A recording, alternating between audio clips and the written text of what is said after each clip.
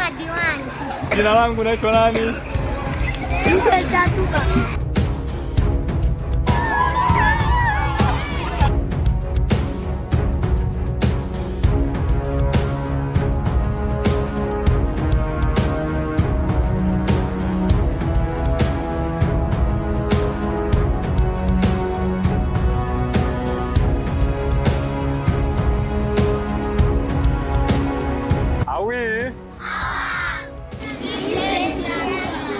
Ni nani? Lakini ni nani pia?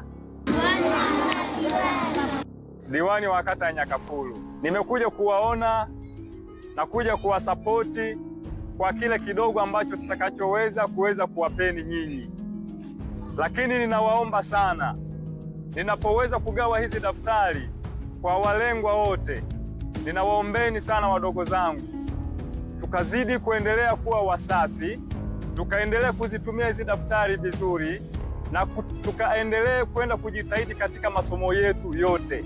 Lakini zaidi sana nawaombeni mkaendelee kuwaheshimu sana walimu wa masomo yote wanaoendelea kuwafundisha, mkawaheshimu sana wazazi, kwa sababu wazazi ndiyo piganio letu katika maisha yetu. Lakini bado mkazidi kuendelea kuwaheshimu walimu wetu ambao wanaoendelea kutulea na kutufundisha elimu ya hapa duniani. Tumeelewana ndugu zangu? Muwaheshimu sana, kwa sababu hawa ndio msingi wa maisha yetu.